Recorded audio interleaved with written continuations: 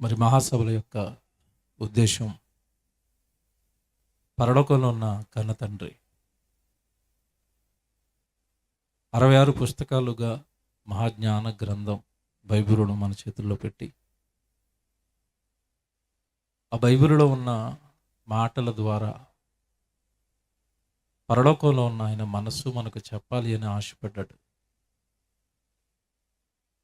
వేల రూపాయలు ఖర్చు పెట్టి సహోదరులు ఏర్పాటు చేసిన ఈ సభల యొక్క ముఖ్య ఉద్దేశం ఏంటంటే, ఈ 3 రోజులు మరి మంచి దైవజనులను మా మధ్యలోనికి పిలిపించి వారి ద్వారా దేవుడు రాయించిన పరిశుద్ధ గ్రంథంలో నుండి కొన్ని మాటలైనా మరి తన పిల్లలైన మనకు తెలియచేయాలని ఆశపడ్డారు. దేవుని పిల్లలారా, బైబిల్ను రాయించి దేవుడు మన చేతుల్లో పెట్టిన ప్రధాన ఉద్దేశం, పరలోకంలో ఉన్న దేవుడు మనకు తండ్రి అయితే, భూమి మీద ఉన్న మనం ఆయన పిల్లలమైతే, ఆయన పిల్లలమైన మనం ఆయనకు అనుకూలంగా, ఆయన బ్రతకమన్నట్టుగా, ఆయన ఆలోచనలకు దగ్గరగా మనం బ్రతకాలి అన్న ఉద్దేశంతో దేవుడు బైబిల్ను రాయించాడు. కానీ ఈరోజు బైబిల్ యొక్క దేవుడు రాయించిన ఉద్దేశం ప్రజల మధ్య నెరవేరింది అంటే నెరవేరలేదు. కేవలం బైబిల్ అనేసరికి ఇంట్లో నలుగురు ఉంటే నలుగురు చేతుల్లోనూ బైబిల్ ఉంటుంది. కానీ బైబిల్లో ఉన్న సంగతులు ఎంతవరకు చదువుతున్నారు, ఎంతవరకు నేర్చుకుంటున్నారు, ఎంతవరకు పాటిస్తున్నారు అన్నది ప్రశ్న. బైబిల్ అనేసరికి ఏదో ఆదివారం గుడికి పట్టుకుని వెళ్ళే పుస్తకంగా, రాత్రి పడుకునే ముందు మరి తల దగ్గర పెట్టుకునే పుస్తకంగా, హాస్పిటల్లో ఉన్నప్పుడు ధైర్యం కొరకు మరి బెడ్ మీద పెట్టుకుని చదువుకునే పుస్తకంగా, ఇలా బైబిల్ మిగిలిపోయిందే తప్ప, బైబిల్ అనేది పరలోకంలో ఉన్న దేవుడు తన మనస్సును చెప్పటానికి తన మనసంతా అందులో రాయించాడు అని దివారాత్రముడు దానిని ధ్యానిస్తూ దేవుడు మనసును అర్థం చేసుకోవాలి అని బైబిల్ మీద ఆసక్తి కలిగిన వారు కానీ, బైబిలును బాగా పఠించి ధ్యానించి దాని ప్రకారం బ్రతకాలని ఆశపడేవారు కానీ తగ్గిపోతున్న కాలం ఇది. బైబిల్ మీద ఆశ తగ్గుతున్న కాలం. బైబిల్లో ఉన్న వాక్యాల మీద, బైబిల్లో ఉన్న దేవుడి మాటల మీద ఆసక్తి కోల్పోతున్న జనాంగం. దేవుని పిల్లలారా, ఈరోజు తొలి పలుకులుగా ఒక సందర్భాన్ని బైబిల్లో జ్ఞాపకం చేస్తాం. దేవుడు తన కష్టం, తన శ్రమ, ఈ భూమి మీద మనుషులకి ఇస్తున్న ఈ జన్మ పట్ల ఉన్న ఉన్నతమైన ఉద్దేశాలు అన్నీ కూడా బైబిల్లో రాయించాడు.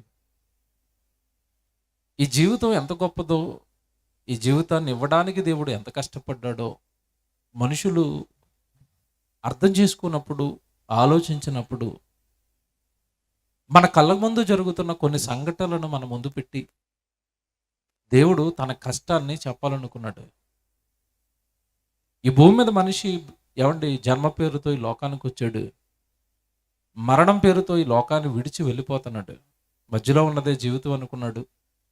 ఈ 60-70 ఏళ్ళు ఈ లోకాన్ని ఎలా అనుభవించాలి, ఈ 60-70 ఏళ్ళు ఈ లోకంలో ఏం తినాలి, ఏం త్రాగాలి, ఏమి సంపాదించాలి, వీటి గురించి ఆలోచించాడే తప్ప ఈ జన్మ ఎవరిచ్చారు, నన్ను ఎవరు పుట్టించారు, నేను ఎలా బ్రతకాలి, నన్ను పుట్టించిన వారు ఎవరైనా ఉంటే ఆయన ఏమైనా నా జీవితం పట్ల ఆశలు కలలు కన్నాడా అని ఈ జీవితాన్ని ఇచ్చిన దేవుని పట్ల ఆశలు కలిగి, ఈ జీవితాన్ని ఇచ్చిన దేవుడు ఆలోచనలు గుర్తెరగాలి అని ఆశపడేవారు తగ్గిపోతున్న కాలం వండిది. పేరుకు బైబిల్ చేతుల్లో ఉంది కానీ ఆ బైబిల్లో ఉన్న వాక్యాలు అర్థం చేసుకుని ఆయన ఇష్టాన్ని నెరవేర్చాలి అని ఆలోచించేవారు తగ్గిపోతున్న కాలం. దేవుని పిల్లలారా, ఈరోజు మనం ఈ కుర్చీలో కూర్చున్నాం, సభా ప్రాంగణంలో, దేవుడి సన్నిధిలో. రేపు కూర్చుంటామన్న గ్యారంటీ లేదు. ఈ వారం బ్రతికిన మనం వచ్చే వారం బ్రతుకుతామన్న గ్యారంటీ లేదు. ఎందుకంటే మరణం అనేక రూపాల్లో మనిషిని వెంటాడుతుంది. రోగాల రూపంలో, ప్రమాదాల రూపంలో, ప్రకృతి విపత్తుల రూపంలో మరణం మనిషిని వెంటాడుతున్నప్పుడు నేను దేవుడికి ఇష్టడుగా బ్రతుకుతున్నానా? నా జీవితంలో ఏమైనా లోపాలు ఉన్నాయా? అసలు ఈ బ్రతికిచ్చిన దేవుడు నా బ్రతుకు ఎలా బ్రతకాలని దేవుడు కలలకన్నాడు అని దేవుడిని అడిగి ఆయన మాటల ప్రకారం బ్రతకటానికి ఏమంటే ఈరోజు మనుషులలో ఎవ్వరికి ఆ మనసు అనేది కనపడటం లేదండి. ఈ లోకాన్ని చూస్తున్నారు, ఈ లోకంలో ఉన్న మనుషులను చూస్తున్నారు. వాళ్ళు ఎలా బ్రతుకుతున్నారో అలాగే బ్రతకాలనుకుంటున్నారు తప్ప, నాకు జన్మనిచ్చిన దేవుడు పరలోకంలో ఉన్న తండ్రి నన్ను ఎలా బ్రతకమన్నాడో అలా బ్రతకాలి అని ఆశపడేవారు తగ్గిపోతున్నారు. కారణం ఏంటంటే, జాగ్రత్తగా వినండి, కారణం ఏంటంటే అసలు ఈ జీవితం పట్ల దేవుడు పడిన కష్టం తెలియకపోవటం అండి. ఈ జీవితాన్ని ఇవ్వడానికి దేవుడు ఎంత కష్టపడ్డాడో, ఈ జీవితాన్ని నిలబెట్టడానికి వెనకాల దేవుడు ఎంత తపన పడుతున్నాడో గుర్తెరగని ఈ లోకం ఆయన కష్టాన్ని అనుభవిస్తూ కూడా ఆయన బ్రతకమన్నట్టుగా బ్రతకటానికి మాత్రం ఆశపడటం లేదు, కనీసం ఆలోచించటం లేదు. అందుకే దేవుడు అండి ఎంత మంచివాడు దేవుడు అంటే, వాక్యంగా తన మనసంతా ప్రజలకు చెప్పాడు. అర్థమవునప్పుడు ఆయనే ఒక మెట్టు దిగి, ఒక అడుగు తానే దిగి, కనీసం నీ కళ్ళ ముందు జరుగుతున్న వాటిని ముందు పెట్టి, వాటితోనైనా వాటిని ఆలోచిస్తేనైనా నా కష్టం ఏమిటో నువ్వు ఆలోచిస్తావు అని మన కళ్ళ ముందు జరుగుతున్న ఒక సందర్భాన్ని బైబిల్లో తీసుకుని వచ్చి, అది మనకు అర్థమైతే ఆ పరలోకంలో ఉన్న కన్నతండ్రి భూమి మీద ఉన్న మన కోసం ఎంత కష్టపడుతున్నాడో అర్థమవుతుంది అని ఒక మంచి సందర్భాన్ని బైబిల్లో దేవుడు రాయించాడంటే, రాత్రి మనం జాగ్రత్తగా ఆ సందర్భాన్ని ధ్యానిద్దాం. యెషయా గ్రంథం 5వ అధ్యాయం, దయచేసి అందరూ బైబిల్ తీసుకోండి. యెషయా గ్రంథం 5వ అధ్యాయం చదువుదాం అందరం. మొదటి వచనం నుంచి. ఏమండి, దేవుడు 7 వచనాలు రాయించిన 7 వచనాలలో దేవుడు ఏం చెబుతున్నాడో ఈ రాత్రి ఆలోచిద్దాం. మొదటి నుంచి 7 వచనాలు చదువుదాం. యెషయా గ్రంథం దయచేసి అందరూ తీసుకోండి. 5వ అధ్యాయము మొదటి వచనం చదువుతున్నాను. నా ప్రియుని గురించి పాడదను వినండి, అతని ద్రాక్ష తోటను బట్టి నాకు ఇష్టడైన వాని గురించి పాడదను వినండి. ఏమండి, దేవుడు మన కళ్ళ ముందు జరుగుతున్న వ్యవసాయాన్ని ఇప్పుడు మన ముందుకు తీసుకొని వస్తాడండి. నాకు ఒక ప్రియుడు ఉన్నాడు, ఆయనకు ఒక ద్రాక్ష తోట ఉంది. ఆ ద్రాక్ష తోట కోసం కొన్ని విషయాలు మీతో చెప్తాను వినండి అన్నాడు. ఇది ఏం చెప్తాడు ద్రాక్ష తోట కోసం అంటే, ఆ తర్వాత వచ్చిన తర్వాత మాట మనం చూస్తుంటే, సత్తువ భూమి గల కొండ మీద నా ప్రియునికి ఒక ద్రాక్ష తోట ఉండెను. జాగ్రత్తగా వినండి, నా ప్రియుడు ఉన్నాడు, ఆయనకు ఒక ద్రాక్ష తోట ఉంది. ఆ ద్రాక్ష తోట ఎక్కడుంది అంటే, సత్తువ కలిగిన భూమట. చౌడు నేల కాదు అది, పంట పండడానికి అవకాశం లేని నేల కాదు అది. సత్తువ కలిగిన భూమి, సారం కలిగిన భూమి, పంట పండడానికి ఏమంటే సర్వ అవకాశాలు ఉన్న భూమి. అలాంటి సత్తువ కలిగిన భూమి మీద నా ప్రియుడు ఒక ద్రాక్ష తోట వేశాడు. ఆ తర్వాత అంటాడు, ఆయన దానిని బాగుగా త్రవ్వి రాళ్లను ఏరి అందులో శ్రేష్టమైన ద్రాక్ష తీగలు నాటించాను. ఇవన్నీ జాగ్రత్తగా వినండి. సత్తువ కలిగిన భూమట. ఆ సత్తువ కలిగిన భూమి అయితే ఆ భూమిని బాగు చేయాలి కదా, ముందు బాగు చేశాడట, రాళ్ళు ఏరేసాడట. పంట వేయడానికి రైతు ఏమంటే ఆ నాటడానికి ముందు ఎంత కష్టపడతాడో మీకు తెలియదు కదా. రైతులుంటే మీకు తెలుసండి, ఏ పొలం వేసినా ఏ వ్యవసాయం చేసినా ఆ పంట వేయడానికి ముందు చాలా కష్టపడాలి, దాన్ని బాగు చేయాలి, చదును చేయాలి, అందులో ఉన్న వ్యర్థాలన్నీ బయటికి తీయాలి. చక్కగా చేశాడట. సత్తువ కలిగిన భూమి, ఆ భూమిని బాగు చేశాడు. ఆ భూమిలో ఇప్పుడు తీగలను పెడుతున్నాడట. ఎందుకంటే ఈయన చేస్తున్న వ్యవసాయం ద్రాక్ష తోట కనుక, ద్రాక్ష పళ్ళ వ్యవసాయం కనుక ఆ ద్రాక్ష తీగల్ని నాటాడట. నాటేటప్పుడు ఎలాంటి తీగలు నాటాడట? ఆ పదం చూడండి, అక్కడ ఎలాంటి తీగలట అవి? శ్రేష్టమైన తీగలను నాటాడట. జాగ్రత్తగా వినండి. సత్తువ కలిగిన భూమి, ఆ భూమిని పంట పండడానికి ఏమంటే అనుకూలంగా తయారు చేశాడు, కష్టపడ్డాడు. ఆ తర్వాత అందులో విత్తనాలు వేసేటప్పుడు ఎలాంటి విత్తనాలు పడితే అలాంటి విత్తనాలు వేయటం లేదు అక్కడ. ఈ మధ్యకాలంలో రైతులు చాలామంది ఆత్మహత్యలకు కారణం ఏంటంటే, విత్తనాలు మంచివి ఇవ్వటం లేదు, డూప్లికేట్ విత్తనాలు తెచ్చేస్తున్నారు. రైతు లక్షల రూపాయలు ఏమండి మరి అప్పులు చేసి విత్తనాలు కొని నీళ్లు పెట్టి పొలం దుక్కి దున్ని ఆ పొలం వేసిన తర్వాత వీళ్ళు ఇచ్చిన విత్తనాలు మంచివి కాకపోవటం వల్ల పంట చేతికి రావటం లేదు, నష్టపోతున్నాడు, చనిపోతున్నాడు. మీకు తెలియదు కదా. కానీ ఈ రైతు తెలివైన వాడు వేసేటప్పుడేనట ఎలాంటి తీగలు పడితే అలాంటి తీగలు వేయలేదట, శ్రేష్టమైన తీగలను నాటించాడట. జాగ్రత్తగా వినండి ఇవన్నీ. సత్తు కలిగిన భూమి, ఆ భూమిని బాగు చేయడానికి కష్టం, ఆ కష్టపడిన తర్వాత అందులో వేసిన తీగలు శ్రేష్టమైన తీగలు వేశాడు. వేసిన తర్వాత మీకు తెలియదు కాదు, పంట వేసిన తర్వాత దానికి అదే పండేది. ప్రతిరోజు దానికి నీళ్లు పెట్టాలి, ఎరువు వేయాలి, ఏ జంతువు దాన్ని తినేయకుండా కాపలా కాయాలి. అహోరాత్రులు ఒక చిన్ని బిడ్డను, ఒక చంటి బిడ్డను తల్లి ఎలా అయితే ప్రేమగా చూసుకుంటుందో, పంట వేసిన రైతు కూడా పంట పొలాన్ని అలాగే చూసుకుంటాడు. నిద్రపోడు, సాయంత్రం అయిపోయి అంతవరకు పొలంలోనే ఉంటాడు. ఏమంటే రాత్రి చీకటి పడిన తర్వాత ఇంటికి వస్తాడు, తిని భోజనం చేసి పడుకోగానే మళ్ళీ తెల్లవారింది, వెలుగు వచ్చిందంటే చాలు మొట్టమొదట కర్ర తీసుకుంటాడు, ఏమండి తన టవల్ భుజం మీద వేసుకుంటాడు, అర్జెంటుగా మళ్ళీ పొలం దగ్గరికి వెళ్ళిపోతాడు. పొలం చుట్టూ ఒక రౌండ్ వేస్తేనే కానీ అతడి మనసు నెమ్మదించదండి. అప్పుంటాడు అండ్ అప్పుడు టిఫిన్ చేస్తాడు. ముందు వెళ్ళి పొలం చూడాలి, పొలం ఏమైపోయిందో, రాత్రి ఏమైనా తొక్కేసేయేమో, రాత్రి ఏమైనా పాడు చేసేయేమో. తన ప్రాణం అంతా పొలం మీద పెట్టుకుంటాడు. వ్యవసాయం చేస్తున్న వాళ్ళకి ఇదంతా బాగా అర్థమవుతుంది. అహోరాత్రులు ఆయన ఆలోచన అంతా పొలమే, పంటే. కుటుంబాన్ని విడిచిపెడతాడు. ఇక పొద్దు నుంచి సాయంత్రం వరకు పొలం దగ్గరే ఉంటాడు. ఆ వచ్చిన కలుపు లాగుతూ ఉంటాడు, గట్టు చుట్టూ చూస్తూ ఉంటాడు, ఎలకలు ఎక్కువైపోతుంటే ఎలకలకి మందు వేస్తూ ఉంటాడు. ఎప్పుడు తన ప్రాణం అంతా కూడా పంట వచ్చేంత వరకు పొలం పొలం పొలం పొలం, అక్కడే అతని ఆలోచనలన్నీ ఉంటాయి. ఈ రైతు కూడా అలాంటివాడినండి. మంచి నేల తీసుకున్నాడట, సారవంతమైన నేల బాగు చేశాడట, శ్రేష్టమైన తీగలను పెట్టాడట, ఏమంటే దాన్ని కాపాడుతున్నాడట. ఇక ఎలాగో నేను పంట వేశాను గనక, మంచి నేల గనుక, మంచి తీగలు గనుక పంట చేతికి వస్తుందన్న ఆలోచనతో ఉన్నాడట. తర్వాత మాటలు అక్కడ మీరు చూస్తే ముందుగానే పంట వస్తుందని ఏమంటే గుర్తెరిగి ఏం చేస్తున్నాడట, దాని మధ్యను బురుజు ఒకటి వేయించి ద్రాక్ష తొట్టిని తొలిపించెను, ద్రాక్ష పండ్లు ఫలింపవలనని ఎదురు చూచుచుండెను, కానీ అది కారు ద్రాక్షలు కాచెను.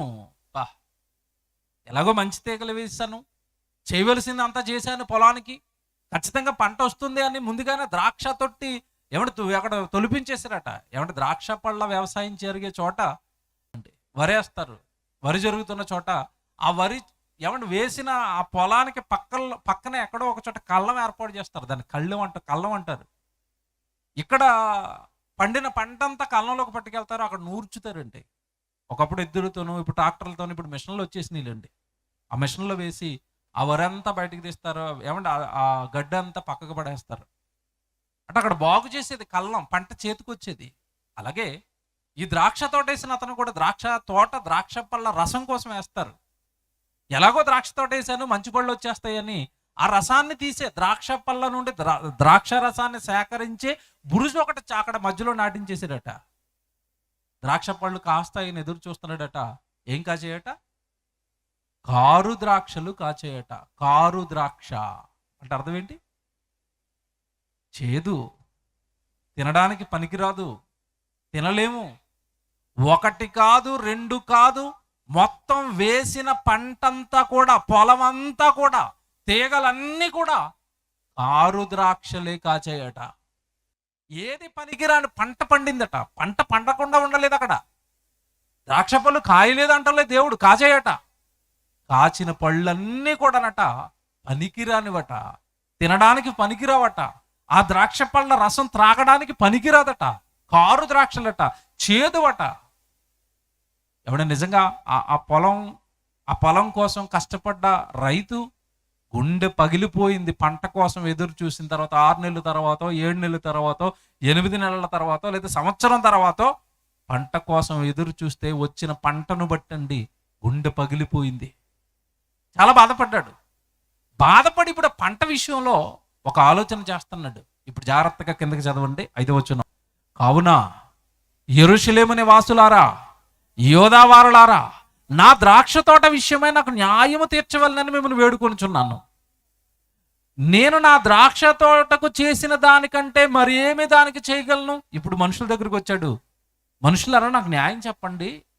నేను ఈ పంట కోసం ఎంతగా కష్టపడ్డాను కదా, వ్యవసాయం చేశాను కదా, రాత్రి పగలు దీని చుట్టే తిరిగాను కదా, నీళ్లు పెట్టాను కదా, ఎరువేశాను కదా, అలాగని ఆ కారు ద్రాక్షలు కాయడానికి నేనేమైనా లోపమా, నేనేమైనా తక్కువ చేశానా ఆ పంట కంటే? నేను తక్కువ చేసింది ఏమి లేదే, నేను చాలా చేశానే. సత్తువు కలిగిన నేల ఎంచుకున్నానే, ఎక్కడ పడితే అక్కడ పంట వేయలేదే.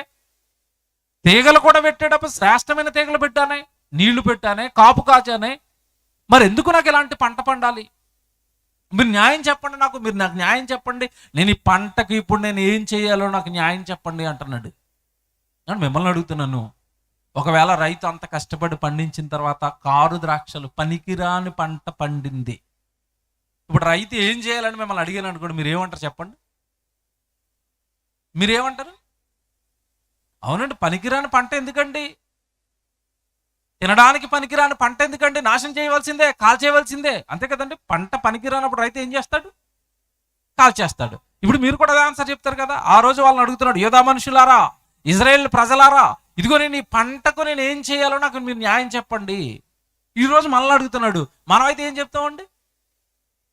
100కి 100% ఆ రైతుకి ఆ పంటను కాల్చేయడానికి సర్వాధికారాలు, హక్కులు ఉన్నాయి. ఉన్నాయా? ఉన్నాయి. మన కడుపు కూడా మండిపోతూ ఉంటుంది. అప్పుడప్పుడు చూడండి, సీరియల్లో సినిమాలు చూస్తూ ఉంటారండి చాలామంది. విలను అన్యాయం చేస్తున్నాడు అనుకోండి, ఏమండి, విలను హీరో కుటుంబాన్ని కానీ, హీరోకి సంబంధించిన వాళ్ళు కానీ ఎవడో కొడుతున్నాడు, చంపుతున్నాడు అనుకోండి, కింద ఉన్న వాళ్ళు ఎలా ఫీల్ అవుతూ ఉంటారు చెప్పండి? మా హీరో వచ్చేస్తే బాగున్నాం, ఇదిగో మా హీరో కుటుంబాన్ని నరికేశారు కనుక ఇప్పుడు మా హీరోయిన్లు ఏం చేయాలి? వాళ్ళ కుటుంబాన్ని నాశనం చేయాలి, అంతే కదండి. సహజంగా సినిమాలు చూస్తున్న వాళ్ళు అలాగే ఎమోషన్ అయిపోతూ ఉంటారు, పక్కన కొట్టేస్తూ ఉంటారు. ఆ సినిమా వచ్చిన తర్వాత రాత్రి పడుకున్న తర్వాత, ఏమంటే రాత్రి పడుకున్న తర్వాత ఆ పడుకున్నా సరే ఆ కలలో కూడా ఇవే కేకలు, నరికేయండి, చంపేయండి. రగిలిపోతాం కదండి, అక్కడ అన్యాయం జరిగిందని రగిలిపోతున్నారు కదా. నిజమే. ఇప్పుడు ఈ రైతు అడుగుతున్నాడు, ఇదిగో నేను ఎంత కష్టపడ్డాను ఆ పంట కోసం, ఇప్పుడు నాకు న్యాయం చెప్పండి, మీరు ఏం చెప్తారో చెప్పండి, నేను ఏం చేయను ఆ పంటకి? మనం అంటున్నాం కదా, ఆ పంటను కొట్టేయొచ్చండి, పంట మంచిది కాదండి, పంట అన్యాయం చేసిందని అంటున్నాం కదా. ఇంతకీ దేవుడు ఈ పంట గురించి మనకెందుకు చెప్తున్నాడు? అలా మనం కిందకి చదువుకుంటూ వచ్చేస్తే, ఇప్పుడు ఆ పంటకి నేను ఏం చేస్తానో వినండి అంటాడు. ఇప్పుడు ఏమంటే 4వ వచనం చూద్దాం. నేను నా ద్రాక్ష తోటకు చేయాల్సిన దానికంటే మరి ఏమి దానికి చేయగలను? అది ద్రాక్ష పండ్లు కాయునని నేను కనిపెట్టినప్పుడు అది కారు ద్రాక్షలు కాయుటకు కారణం ఏంటి? ఎందుకు కాయాలి అలాంటి చెడ్డకాయలు? ఎందుకు కాయాలి అలాంటి తప్పుడు కాయలు? అసలు కారణం ఏంటి? నేను చేసిన తక్కువేంటి? నేనేం తక్కువ చేశాను దానికి అని అంటున్నాడు. ఇప్పుడు ఆయన చేయబోతే చెప్తున్నాడండి 5వ వచనంలో, ఆలోచించుడి. నేను నా ద్రాక్ష తోటకు చేయబో కార్యమును మీకు తెలియజెప్పదను. అంటే ఏదో నిర్ణయం తీసుకున్నాడట రైతు. ఇదిగో ఈ ద్రాక్ష తోటకు నేను ఒక కార్యం చేయబోతున్నాను, వినండి. ఏం చేస్తాడట? నేను అది మేసి వేయబడినట్లు దాని కంచెను కొట్టివేసదను. అంటే జాగ్రత్తగా వినండి, అది మేసివేయబడినట్లు దాని కంచెను కొట్టివేసదను అన్నాడు కదా. అంటే అప్పటి వరకు దాని చుట్టూ ఏముందనమాట? కంచె ఉందా? రైతు తన పంట పొలం చుట్టూ కంచె వేసుకుంటాడా? వేసుకుంటాడండి. ఏమండి, నిజంగా ఈ కంచె విషయంలో కష్టపడతారండి రైతులు? ఈ కాపుదల విషయంలో కష్టపడతారండి? నిజంగానండి. కొంతమంది రైతులు అయితే నిద్రపోరండి, చుట్టూ కంచేస్తారు. అయినా సరే కొన్ని చోట్ల అడవి దగ్గరగా ఉన్నా, లేదంటే అరణ్య ప్రాంతం, కొండల ప్రాంతం ఎక్కువగా ఉన్నా, అక్కడ అడవి జంతువులు ఉంటాయి. అడవి పందులు కానీ, ఏమండి, జింకలు కానివ్వండి, లేదంటే ఏనుగులు కానివ్వండి, ఇలాంటి అడవి జంతువులు దగ్గరగా ఉన్నప్పుడు ఏమంటే ఒకప్పుడు అయితేనండి రైతు నిద్రపోయేవాడు కదండి. ఆ పంట పొలం మధ్యలోనే ఎత్తుగా ఒక పాకేసుకుంటాడు. రాత్రిపూట భోజనం అక్కడికే పట్టుకుని వెళ్ళిపోతాడు. ఆ పాక మీద పైన నుంచుంటాడు, తెల్లవారులు అరుస్తూ ఉంటాడు, లేదంటే ఒక స్టీలు కంచమో ఏదో ఒకటి పెట్టి శబ్దం చేస్తూ ఉంటాడు. రాత్రి అంతా కూడా మేలుకొని, కారణం రాత్రిపూట ఏమైనా జంతువులు వచ్చి ఆ పంట తినేస్తాయేమోనని. పంటను అంతలా కాపాడుకుంటారంటే కాపాడుతారండి, లేకపోతే పంట చేతికి రాదు కదా. ఈ రైతట ఈ వేసిన ఈ ద్రాక్ష తోట చుట్టూ ఏం వేసాడట? కంచె వేశాను, కంచె వేసి కాపలా కాశాను, కంచె వేసి కాపాడాను దాన్ని. కంచె వేసి కాపాడినా చివరికి నాకు ఏమంటే పనికిరాని పంట పండినప్పుడు నేను అర్జెంటుగా ముందు చేస్తున్నది ఏంటంటే దాని చుట్టూ వేసిన కంచెను కొట్టివేసదను అన్నాడు. ఆ తర్వాత ఇంకోటి చెప్తున్నాడు చూడండి, అది త్రొక్కబడినట్లు దాని గోడను పడగొట్టి దానిని పాడు చేసేస్తాను, దాని గోడను పడగొట్టేస్తాను. కంచె కట్టాను, గోడ కట్టాను, పటిష్టమైన భద్రత దాని చుట్టూ ఏర్పాటు చేశాను. నాకు పనికిరానప్పుడు ఆ పంట, నా పనికిరానప్పుడు ఆ చేను, ఆ పొలం, అందులో ఉన్నది ఏది నాకు పనికిరానప్పుడు కంచె కొట్టేస్తాను, దాని చుట్టూ ఉన్న గోడ కొట్టేస్తాను ఇప్పుడు అన్నాడు. ఏమండి, ఇదంతా ఇసుక రైతు కడుపు మంటతో చేస్తున్నాడు. పనికిరాని పంట కళ్ళ ముందు కనబడుతున్నప్పుడు రగిలిపోతున్నాడు. పడిన కష్టం అంతా గుర్తొస్తుంది. ఏమంటే ఆ భూమిని బాగు చేసింది మొదలు, జాగ్రత్తగా వినండి, ఆ భూమిని బాగు చేసింది మొదలు, అందులో నాటలు పెట్టింది మొదలు, దానికి నీరు పోసాడు, నారు పోసాడు. ఏమండి, రైతు తెల్లవారులో నిద్ర లేకుండా దాని చుట్టూ తిరిగాడు. తాను కాకుండా తన కుటుంబం కష్టపడింది, తన కుటుంబమే కాకుండా చాలా మందిని అందులో పనికి పెట్టాడు. ఇంతమంది కష్టపడితే పంట అనేది అక్కడ ప్రారంభమైతే తీరా పంట చేతికి వస్తుంది అనుకున్న టైంకి పనికిరాని పంట వచ్చేసరికి కోపంతో రగిలిపోతున్నాడు. ముందు కంచి కొట్టేసాడట, తర్వాత గోడ కొట్టేస్తాడట. అది పాడు చేయబడాలి, అది శుద్ధి చేయబడకూడదు, ఇక దానిని నాశనం చేస్తాను అని రైతు కోపంతో కనబడుతున్నట్టుగా ఇక్కడ మనకు అర్థమవుతుంది. ఆ తర్వాత మాట మనం చూద్దాం. ఆ తర్వాత మాట మనం చూస్తే, అది శుద్ధి చేయబడదిక, పారతో త్రవ్వబడదిక, దానిలో గచ్చ పొదలను బలు రక్కస చెట్లను బలిసియుండును, దాని మీద వర్షింపవలదని మేఘములకు ఆజ్ఞ ఇచ్చేదను. ఇక్కడ ఆగాలండి. ఏం చేస్తాడట ఈయన? ఇక దాని మీద ఎప్పటికీ వర్షం పడకూడదని మేఘాలకు ఆజ్ఞ ఇస్తాడట. ఇక్కడ మీరు ఆలోచిస్తే, రైతు మేఘాలకు ఆజ్ఞ ఇవ్వగలడా? నాకు తెలిసి మీ ఏమండి, ఇటు ప్రకాశం జిల్లా, తర్వాత ఒంగోలు జిల్లా ఇటు సైడ్ కాస్త వర్షపాతం తక్కువ నమోదవుతూ ఉంటుంది. పంటలు వేయాలని రైతులు ఎదురు చూస్తున్న కాలంలో వర్షాలు పడవు. దానికోసం ఎన్ని పాటలు పడతారో మనకు తెలియదు కాదు. నిజంగా రైతుకే మేఘాలకు ఆజ్ఞేసేంత అధికారం, శక్తి ఉంటే తాను ఎప్పుడు పంట వేయాలనుకుంటున్నాడో ఆ ముందు రోజు ఆజ్ఞ చేయొచ్చు కదా, రేపు వర్షం పడాలని. పడుతుందా? మానవుడు ఆజ్ఞేస్తే వర్షాలు పడతాయా? పడవు. మరి ఇక్కడ ఏంటండి, అనేక మేఘాలకు నేను ఆజ్ఞిస్తాను అవి వర్షింపవలదని అని అంటున్నాడు. అంటే పైనుంచి ఇప్పటి వరకు మాట్లాడుతున్నది రైతు కాదు. అక్కడ ఎవరు మాట్లాడుతున్నారు చెప్పండి? మేఘాలకు ఆజ్ఞ ఇవ్వగలిగిన శక్తి ఎవరిది? సృష్టిని ఏమంటే కంట్రోల్ చేయగలిగిన శక్తి ఎవరిది చెప్పండి? సృష్టికర్త అయిన దేవుడిది, తండ్రిది. అంటే ఇప్పుడు పైనుంచి మాట్లాడుతున్నది రైతు కాదా? నేను మేఘాలకు ఆజ్ఞ ఇస్తాను అన్నాడు అంటే మాట్లాడుతున్నది రైతు కాదండి, అక్కడ చెబుతున్నది వ్యవసాయం గురించి కాదు. బాగా ఆలోచించాలి. ఇప్పటి వరకు చెప్పింది ఏమంటే వ్యవసాయాన్ని కళ్ళ ముందు పెట్టి విషయం అర్థం చేయించడానికి మాట్లాడాడు తప్ప అక్కడ మాట్లాడుతున్నది కేవలం వ్యవసాయం గురించి కాదు, పంట గురించి కాదు, మనుష్యుల జీవితాల గురించి, మానవ బ్రతుకుల గురించి.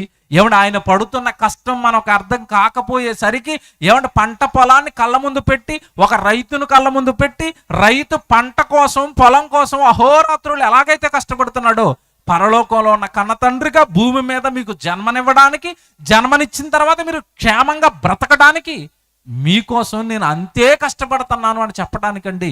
ఏమంటే రైతుగా తనను తాను పోల్చుకుంటూ కళ్ళ ముందు జరుగుతున్న వ్యవసాయాన్ని మన కళ్ళ ముందుకు తెచ్చి దేవుడు తను పడుతున్న కష్టాన్ని చెబుతున్నాడు. అక్కడ కిందకి చదివితే మీకు అర్థమైపోద్ది. ఆ తర్వాత మాట, నేను వర్షింపవలదని మేఘములకు ఆజ్ఞ ఇచ్చేదను అన్నాడు కదా. 7వ వచనం చూడండి, ఇశ్రాయేలుల వంశము సైన్యములకు అధిపతి యగు యెహోవా ద్రాక్ష తోట అన్నాడు. చూడండి, ఇశ్రాయేలుల వంశం, భూమి మీద ఉన్న ప్రజలు, ఇగో ఇప్పటి వరకు దేవుడు చెప్పిన ద్రాక్ష తోట, యోధా మనుషులు ఆయనకి ఇష్టమైన వనము అన్నాడు.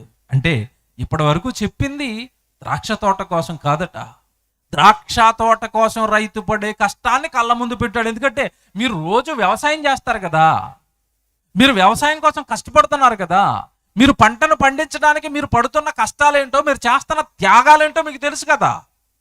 అలాంటప్పుడు పరలోకంలో ఉన్న కన్న తండ్రిగా మీకు బ్రతుకునిచ్చిన నేను ఈ భూమి మీద మీరు బ్రతికించడానికి, మిమ్మల్ని నిలవబెట్టడానికి, మీరు మీ కుటుంబాలతో, మీ పిల్లలతో మీరు హ్యాపీగా, సంతోషంగా మీరు ఈరోజు క్షేమంగా ఉన్నారు అంటే పరలోకంలో ఉన్న కన్న తండ్రిగా నా కష్టం మీకు ఏమైనా అర్థమైందా అని అడుగుతున్నాడు. ఏమండి, అక్కడ పంటకిని ఇక్కడ మన జీవితానికి ఏంటండి సంబంధం అంటారేమో. మొదటి నుంచి మరలా జ్ఞాపకం చేస్తాను, మీకు అర్థమవుతాయి అన్నీ. దేవుడట ఏమంటే ఆ రైతును పంట పొలాన్ని వేసేటప్పుడు ఎక్కడ వేసాడని చదువుకున్నాం మనం. అక్కడ సత్తువు కలిగిన భూమి అన్నాడు కదా. పంట వేసేటప్పుడు ఎక్కడ వేసాడట? సత్తువు కలిగిన భూమి. ఏమంటే దేవుడు మనకు జన్మ ఇవ్వాలనుకున్నప్పుడు ఎక్కడ పడితే అక్కడ జన్మ ఇవ్వలేదండి. చాలా పెద్ద విషయం ఉంది. ఈ భూగోళంతో పాటు చాలా గోళాలు ఉన్నాయి. చంద్రుడు ఉన్నాడు, సూర్యుడు ఉన్నాడు, బుధుడు ఉన్నాడు, గురుడు ఉన్నాడు. ఏమంటే ఇట్లో ఎక్కడ మనల్ని పుట్టించలేదండి, భూగోళం మీద మనల్ని పుట్టించాడు. కారణం ఏంటంటే సకల వసతులు భూమి మీద మాత్రమే ఉన్నాయి. ఇక్కడే పంచభూతాలు ఉన్నాయి, ఇక్కడే మంచి ఏమంటే వాతావరణం ఉంది, ఇక్కడే చక్కటి సెలయేర్లు ఉన్నాయి, ఇక్కడే చక్కటి ఏమంటే కొండలు ఉన్నాయి, ఇక్కడే చక్కటి అడవులు ఉన్నాయి, ఇక్కడే చక్కటి జంతువులు ఉన్నాయి. పంట పండడానికి అనుకూలమైన భూమి ఇక్కడే ఉంది. విశ్వంలోనండి ఎక్కడో బుధుడి మీదో గురుడి మీదో చందమామ మీదో పడేస్తే అక్కడ ఏముంది చెప్పండి? అంత చౌడు నేల, నీళ్లు లేవు, అక్కడ జీవులు లేవు. అక్కడ నిన్ను పడలేదే, అక్కడ నిన్ను పుట్టించలేదే. నీ చుట్టూ ఎంత చక్కటి పరిస్థితులను దేవుడు ఏర్పాటు చేశాడు. ఈ భూగోళం మీద ఆయన తన మనసును పెట్టుకుని సూర్యుడిని, చంద్రుడిని, పంచభూతాలను, సకల వసతులను ఈ భూమి మీద మనం పుట్టక మునిపే, మనుషులు పుట్టక మునిపే ఈ విశ్వాన్ని చక్కగా నిర్మించి దేవుడు ఇందులో మనుషులను పెడితే, ఈ భూమి మీద పుట్టిన మనుషులు సృష్టిని చేసిన దేవుడిని మర్చిపోయారు. ఈ సృష్టిలో ఈ జన్మనిచ్చిన తండ్రిని మర్చిపోయారు. ఈ జన్మ ఆయన ఇచ్చాడు అని నేను ఆయన కోసం బ్రతకాలి అని మర్చిపోయారు. ఆయన ఉన్నాడని మర్చిపోయారు. ఆయన రాయించిన బైబిల్ను పట్టించుకోని వారిగా మారిపోయారు. దేవుడు బాధ చెప్తున్నాడండి. సత్తువు కలిగిన భూమి, శ్రేష్టమైన భూగోళం మీద మీకు జన్మనిచ్చాను. ఒకప్పుడు ఇది ఏమంటే భూగోళం గురించి మనం చదువుకుంటున్నప్పుడు ఆదికాండం 1వ అధ్యాయంలో భూమి నిరాకారంగాను శూన్యముగాను ఉండెను మనం చదువుకుంటాం. ఒకప్పుడు లేవు ఈ వసతులన్నీ. మన కోసం చేశాడా? మన కోసం చేశాడు. పంట వేయడానికి రైతు ముందుగా భూమిని ఎలాగైతే బాగు చేశాడో, మనం పుట్టక మునుపై ఈ భూగోళం మీద మనకు అవసరమైనవన్నీ ముందే ఏర్పాటు చేశాడు తండ్రి. ఆయన కష్టం ఎవరండి ఈరోజు జ్ఞాపకం చేసుకుంటున్నారు? ఆయన చేసినవన్నీ తింటున్నారు, ఆయన చేసినవన్నీ త్రాగుతున్నారు, ఆయన చేసినవన్నీ అనుభవిస్తున్నారు. అంతే తప్పండి. ఈ కష్టం ఆయిందని ఎవరండి గుర్తుంచుకుంటారు? తినేటప్పుడు, త్రాగేటప్పుడు, ఈ విశ్వాన్ని అనుభవిస్తున్నప్పుడు దేవుడు ఎవరికండి జ్ఞాపకం వస్తున్నాడు? ఎవరికి జ్ఞాపకం వస్తాడు? వర్షాలు వచ్చినాయంటే పరుగున వెళ్ళి పంట వేయడం తప్ప, వర్షాలు ఇచ్చిన దేవా స్తోత్రం అని పంటకి వెళ్ళే వాళ్ళు ఎవరున్నారు చెప్పండి? ఈరోజు వర్షాలు రాకపోతే ఆకాశం వైపు చూస్తారు, దేవుడిని దేవుడు దేవుడు అంటారు. వర్షం వచ్చిన తర్వాత పంటలో మునిగిపోయారు తప్ప, ఎవడు ఆ వర్షం ఇచ్చిన దేవుడిని ఎవరండి స్తుతించారు? ఎవరండి ఆయన జ్ఞాపకం చేసుకుంటారు? మీరు బాగా ఆలోచించండి. సత్తువు కలిగిన భూమి, ఆ భూమి మీద పంట వేసేటప్పుడట శ్రేష్టమైన తీగలు నాటాడట. ఏమంటే ఈ భూగోళంలో మనకి జన్మనిచ్చేటప్పుడు దేవుడండి చక్కటి శ్రేష్టమైన జన్మ ఇచ్చాడు. దేవుడు నరులను యథార్థవంతులుగా పుట్టించాడు అని మనం చదువుకుంటాం. నీకు జన్మించినప్పుడు నువ్వు చాలా గొప్పవాడివి, నువ్వు చాలా పరిశుద్ధుడివి, నువ్వు చాలా నీతిమంతుడివి, యథార్థవంతుడివి, నీలో ఏ కల్మషం లేదు నువ్వు భూమి మీద పుట్టేసరికి. అందుకే చూడండి, భూమి మీద పుట్టిన ఏ పసిపిల్లవాడిని చూసినా వాడిని చూడగానే ముద్దు వస్తాడండి, ఎత్తుకోవాలనిపిస్తుంది, ఆడుకోవాలనిపిస్తుంది, వాడు నవ్వుతుంటే ఆనందం వస్తూ ఉంటుంది. అదే పసిబాలుడు 20 సంవత్సరాలు అయిన తర్వాత వాడు నవ్వుతే చూడలేమిక, వాడితో మాట్లాడాలనిపించదుక, వాడి దగ్గర ఉంటే ఉండాలనిపించదుక. ఎందుకంటే ఆడు పుట్టినప్పుడు బోసి నవ్వులు, పెద్ద ఎదిగిన తర్వాత వెకిలి నవ్వులు అండి. ఆ నవ్వుల్లో ఏవో అర్థాలు ఉంటాయి. తప్పుడు నవ్వులు, తప్పుడు చూపులు, తప్పుడు మాటలు, తప్పుడు ఆలోచనలు. అమ్మో వాడి దగ్గర ఉండలేమండి. ఎదిగిలా మారిపోయాడు. పుట్టినప్పుడు అలా లేడు కదండి, శ్రేష్టమైన జన్మ కదండి. నువ్వు పుట్టినప్పుడు వ్యభిచారవు కాదే, నువ్వు పుట్టినప్పుడు దొంగవు కాదే, నువ్వు పుట్టినప్పుడు నరహంతకుడువు కాదే. ఎవడు ఎదిగి ఎదిగి ఎదిగి ఎదిగి పుట్టించిన ఈ శ్రేష్టమైన జన్మను పాపపు జన్మగా మార్చుకున్నాడు, పాపాలు చేసి మనిషి. అదే అంటున్నాడు, నేను జన్మించేటప్పుడు శ్రేష్టమైన జన్మ, గొప్ప జన్మిచ్చాను, గొప్ప దేహాన్ని కట్టాను. నిజంగానండి, ఈ భూమి మీద ఉన్న వండర్లు ఏవేవో ఏమంటే వండర్స్ అని చెప్పుకున్నారు. 7 వండర్లు, 8 వండర్లు, 10 వండర్లు, సంవత్సరానికి ఒక వండర్ మారుస్తారు, తీస్తారు, పెడతా ఉంటారండి. కానీ అస్సలు వండర్ ఏంటని ఆలోచిస్తే దేహం కదండి, మన దేహం వండర్ కదండి. ఎలాగ వండరో చెప్తానండి. కాళ్ళకి చెప్పులు వేసుకుంటారండి, ఎంత బ్రాండెడ్ చెప్పులు వేసుకున్నా సరే సంవత్సరానికి చిరిగిపోతాయి, సంవత్సరానికి అరిగిపోతాయి, సంవత్సరానికి ఊడిపోతాయి. మీరు ఏ బ్రాండ్ వేసుకోండి. ఏమంటే ఒకప్పుడు మన పూర్వీకులకి, మన తాతలు ముత్తాతలు కనుక వాళ్ళకి చెప్పులు లేవు, షూలు లేవు, బూట్లు లేవు, ఏమి లేవు. వాళ్ళకి ఒట్టి కాళ్ళతో తిరిగారు వాళ్ళు. ఏమంటే ఒట్టి కాళ్ళతో వాళ్ళు తిరిగినప్పుడు వాళ్ళ పాదాలు ఏమైనా అరిగిపోయాయా? నువ్వు వేసుకునే చెప్పులు అరిగిపోతాయి, దేవుడు చేసిన పాదాలు అరిగిపోతాయా? నువ్వు చేతులకి ఏవేవో ఏమండి వేసుకుంటారండి, అన్నీ అరిగిపోతాయి, అన్నీ ఊడిపోతాయి. ఆడపిల్లలు పుట్టింది మొదలుకునండి పాపం వాళ్ళు ఏమంటే ప్రతిరోజు ఆ సామాన్లు కడగటమే, తోమటమే. సామాన్లు తవ్వుతుంటే వాళ్ళు పీచులు అరిగిపోతాయి, కానీ చేతులు ఏమైనా అరిగిపోతాయా? అరిగిపోని చేతులా, అరిగిపోని కాళ్ళ, అరిగిపోని దేహమా? మీరు భూమి మీద మనిషి కనిపెట్టి దేన్నైనా చూడండి, అది అరిగిపోద్ది, చిరిగిపోద్ది. దేహం గొప్పది కదండి. చాలా గొప్పది కదండి. నువ్వు పుట్టింది మొదలుకొని 60 ఏళ్ళు నీ గుండె దాని పనితీరు ఆలోచిస్తే చాలు దేవుడు జ్ఞాపకం వస్తాడు. నువ్వు కనిపెట్టుకున్న మోటార్లన్నీ కంటిన్యూ 3 రోజులు 4 రోజులు ఆన్ చేసి వాటర్ ఎక్కిస్తే కాలిపోతాయి నీ మోటార్స్ అన్నీ. కానీ దేవుడు గుండెను పెట్టాడు. ఏమండి నెత్తి మొదలుకొని అరికాలు వరకు, నడినెత్తి మొదలుకొని అరికాలు వరకు అది రక్తాన్ని ఎక్కిస్తుంది, పంపు చేస్తుంది. ఏనాడు నాకు ఇబ్బందిగా ఉందని అది అనలేదండి. పని చేస్తూనే ఉంటుంది 60 సంవత్సరాలు.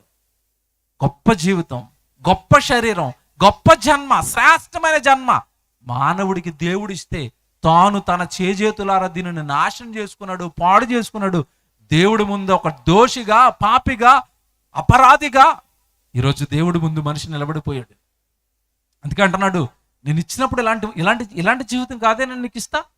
శ్రేష్టమైన తీగలు ఇచ్చాను, శ్రేష్టమైన జన్మ ఇచ్చాను. అది పండుతుందని, నాకు ఫలాలు తెస్తుందని నేను ఎదురు చూడగా ఎలాంటి పంటట? కారు ద్రాక్షలు. అంటే ఆ రైతుకు ఆ పంట పనికి రాలేదు. ఈరోజు పరలోకంలో ఉన్న కన్న తండ్రికి ఈ భూమి మీద ఉన్న ఎవరి జన్మ ఉపయోగపడటం లేదు. అది దేవుడు బాధ అక్కడ. నాకు ఫలాలు తెస్తారనుకున్నాను, నా గురించి పాడతారనుకున్నాను, నా గురించి చెబుతారనుకున్నాను, ఇదిగో నా గురించి ఇలాంటి సభలు పెట్టి చెప్పిస్తారనుకున్నాను, మీ జన్మ నాకు ఉపయోగపడుతుంది అనుకున్నాను. మీ జన్మను మీకోసం వాడుకున్నారు, మీ జన్మను మీ కుటుంబాల కోసం వాడుకున్నారు, మీ కోరికలు విశ్వంలో ఏమండి ప్రకృతిలో ఈ లోకంలో నెరవేర్చుకోవడానికి మీ జన్మ వాడుకున్నారే తప్ప మీ జన్మ నుండి నాకు జరిగింది ఏంటి, మీ జీవితం నుండి నాకు వచ్చిన ఫలాలేంటి? నాకేమీ రాలేదు. అన్ని మీ ఇష్టాల కొరకు, మీ సంతోషాల కొరకు, మీ ఆనందాల కొరకు మీరు బ్రతుకుతున్నారే తప్ప జన్మనిచ్చిన పరలోకపు కన్న తండ్రికి మీరు చేస్తున్నది ఏంటి? అదేనండి కారు ద్రాక్షలు అంటే. ఎవరైతే పరలోకంలో ఉన్న కన్న తండ్రికి మీ జీవితాలు ఉపయోగపడటం లేదో వాళ్ళందరి గురించి చెబుతున్నమాట అవన్నీ కారు ద్రాక్షలు, నాకు పనికిరాని జీవితాలు అవి. మంచి పంట కోసం ఎదురు చూశాను. ఇందుకు ఏంటండి ఈ బాధ అంతా ఏంటి? దేవుడు బాధ అని మీరు ఆలోచిస్తే ఒక వచనం చూపిస్తానండి, ముగిస్తున్నాం. మీకా గ్రంథం 7వ అధ్యాయం చూడండి ఒకసారి. మొదటి వచనం చదువుదాం. ఏంటి పంట ఏంటి? ఇంతకీ ఏం కోరుకుంటున్నాడు? ఈ పంట రూపంలో మనకి చెప్పి ఏమి మన నుండి దేవుడు ఆశిస్తున్నాడు అంటే అక్కడ ద్రాక్ష పళ్ళు ఏమంటే ఆ రైతుకు ఉపయోగపడలేదు.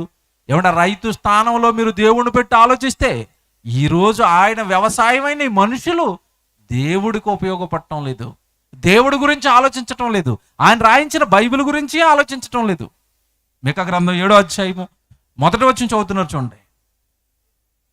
వేసవి కాలపు పండ్లు ఏరుకొనిన తర్వాత, ద్రాక్ష పండ్ల పరిగ ఏరుకొనిన తర్వాతను ఎలాగ ఉండెనో నా స్థితి అలాగే ఉంది. చూసారా దేవుడు అండి. చివరికట్ట పంట పరిస్థితి ఎలాగైపోయిందంటే పంట కోసేసిన తర్వాత అంటే అక్కడక్కడ కొన్ని రాలిపోతాయి, దాన్ని పరిగే అంటారు.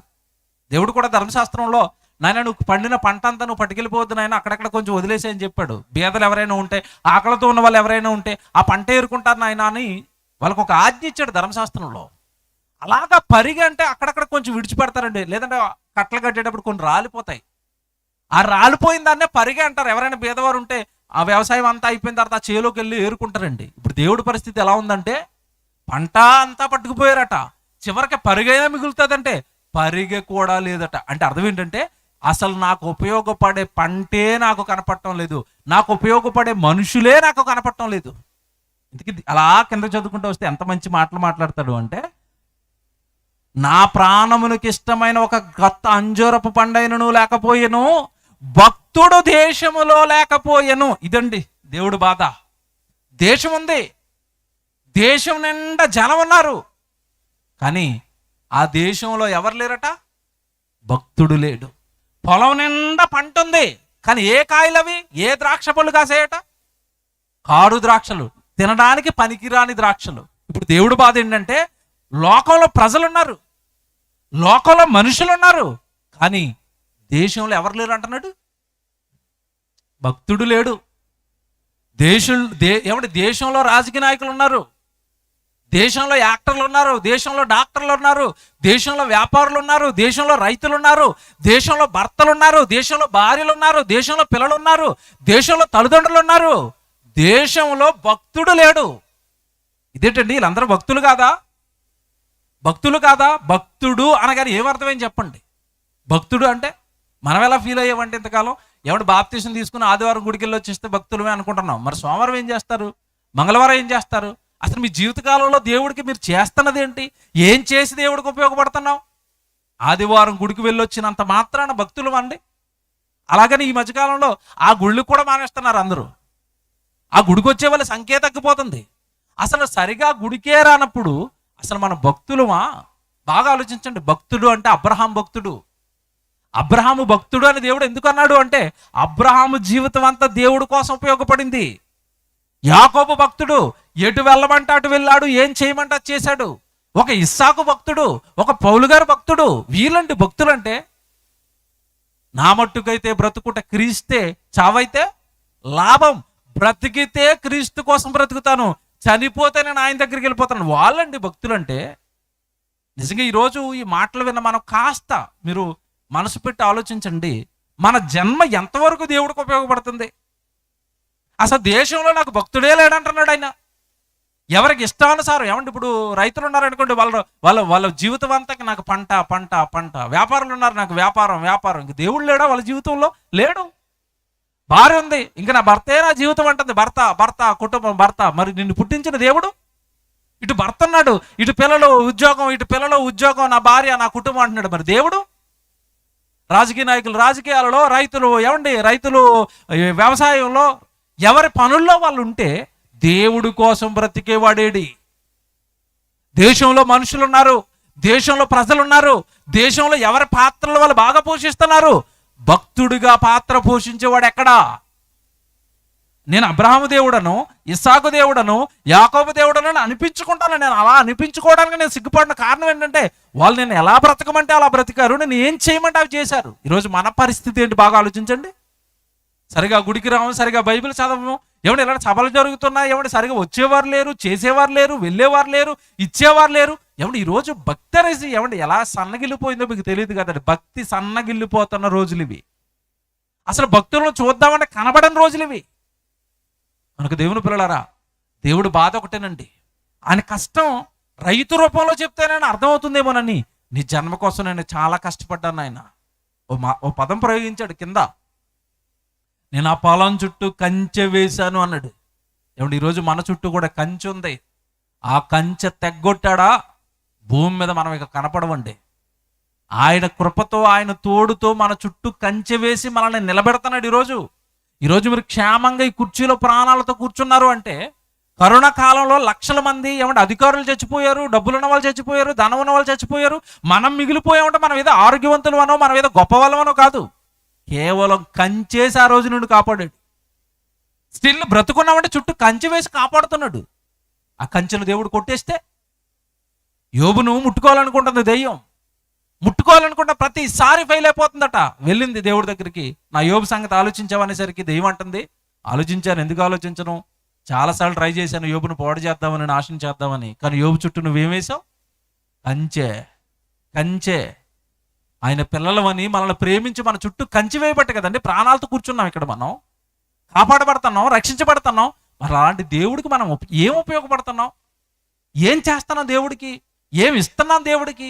ఆయన గురించి చెప్పమని ఎన్ని రకాల పనులు, ఎన్ని రకాల బాధ్యతలు మన భుజాల పైన పెట్టాడు. ఏమైనా ఆలోచిస్తున్నావా? ఒక పాట, లేదంటే ఒక మాట, లేదంటే ఒక సువార్త సభ, ఏమున్నాయి చెప్పండి ఆయన పక్షాన ఈరోజు మనం పడుతున్న పనులేంటి, ఆయన పడుతున్న కష్టాలు ఏంటి చెప్పండి. ఆయన మన కోసం చాలా కష్టపడుతున్నాడు. పంట నిలబడింది అంటే వేసింది మొదలుకొని చేతికొచ్చేంత వరకు రైతు దాని చుట్టూ ఎలా తిరిగాడో, ఈరోజు మన చుట్టూ దేవుడు కొనకకుండా, నిద్రపోకుండా ఈ విశ్వాన్ని నడిపి నీకు గాలిచ్చి, నీరిచ్చి, ప్రతి ఋతువులను మారుస్తూ, వర్షాకాలం, శీతాకాలం, ఎండాకాలం నీకు ఇస్తూ, ఇంతగా ఆయన పరలోకంలో ఉండి మన కోసం కష్టపడుతున్నప్పుడు ఆయన కోసం మనం చేస్తున్నది ఏంటి? నిజంగా ఆయన కష్టం అర్థమయ్యే కదండి సభలు పెట్టారు వీళ్ళు. ఆయన త్యాగాలు అర్థమయ్యే కదా వేల రూపాయలు వాళ్ళు డబ్బులు ఖర్చు పెట్టుకుని చక్కటి దైవజనులను తెప్పించి మిమ్మల్ని అందరినీ ఇక్కడ కూర్చోబెట్టి చక్కటి మాటలు ఎందుకు చెప్పిస్తున్నారు అంటే, అమ్మ మమ్మల్ని దేవుడు కాపాడుతున్నాడండి, ఆయనకి మేము ఏమైనా చెయ్యాలనుకున్నారు కదా. మీరు ఏమైనా అలా ఆలోచిస్తున్నారా ఎప్పుడైనా? దేవుడి పక్షాన నేను ఏం చేస్తున్నాను నేను ఎప్పుడైనా ప్రశ్న వేసుకుంటున్నారా? చాలా మంది అంటారు మేము ప్రార్థన చేస్తామండి. ఆ ప్రార్థన చేస్తే నీకు మేలేమో, ప్రార్థన చేస్తే నీ ఆత్మీయ జీవితానికి మేలు జరుగుతుందేమో. నువ్వు ఆయనకి చేస్తున్నది ఏంటని అడుగుతున్నాను నేను. ఆయన పిల్లలంతా నాశనానికి వెళ్ళిపోతుంటే నువ్వు ఇంట్లో కూర్చొని ప్రార్థన చేసుకుంటే ఏం ఉపయోగం? యేసుప్రభు కూడా భూమి మీదకి వచ్చి ఎక్కడ వాక్యం చెప్పకుండా ఓ చోట కూర్చొని ప్రార్థన చేసుకున్నాడా? బాప్తిసం తీసుకున్న నాడు గ్రామానికి వెళ్ళిపోయాడు కదా వాక్యం చెప్పడానికి. చాలా మందిని ఆయన వైపు మళ్లించడానికి కష్టాలు పడ్డాడు కదా. మనం ఏ శ్రమ తీసుకున్నాం, ఏ కష్టం తీసుకున్నాం దేవుడి పక్షాన మీరు ఆలోచించండి బాగా. అందుకే అంటున్నాడు, నేను నాకు ఫలాలు వస్తాయి అనుకున్నాను, కారు ద్రాక్షలు వచ్చాయి అన్నాడు. మనం కూడా ఏమైనా కారు ద్రాక్షగా మిగిలిపోయేవేమో. దేశంలో నాకు భక్తుడు లేడు, నాకు ఉపయోగపడేవాళ్ళు లేడు అని దేవుడు పడుతున్నాడు కదా బాధ.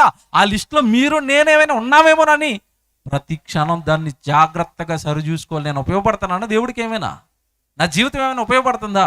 నా కుటుంబం ఏమైనా దేవుడికి ఉపయోగపడుతుందా? లేదంటే ఏమిటి పనికిరాని పళ్ళు కాయని చెట్లు ఎదిగిపోతాయి అలా ఏపుగా, ఏ ఉపయోగం ఉండదు ఆ చెట్టు వల్ల. అలా మీరేమైనా లోకంలో ఎదిగిపోతున్నారేమో. దేవుడికి ఎటూ ఉపయోగపడని కుటుంబాలుగా, దేవుడికి ఎటూ ఉపయోగపడని వ్యక్తులుగా మీకు మీరుగా ఎదిగిపోతున్నారేమో చూసుకోండి. ఫలాలు లేని చెట్లు, ఒకవేళ కాసినా తినడానికి పనికిరాని ఫలాలు. అలా మన జీవితం ఏమైనా దేవుడిలో మొండుబారిపోయిందేమో చూసుకోవడానికి దేవుడు అక్కడ రైతును కళ్ళ ముందు పెట్టి, ఒకవేళ నీ కళ్ళ ముందు పడుతున్న రైతు కష్టం అర్థమైతే నీ జీవితం పట్ల నేను పడుతున్న కష్టం కూడా నీకు అర్థమవుతుంది అన్నట్టు. కనుక దేవుని పిల్లలారా, దేశంలో భక్తుడు లేడు, అది దేవుని బాధ.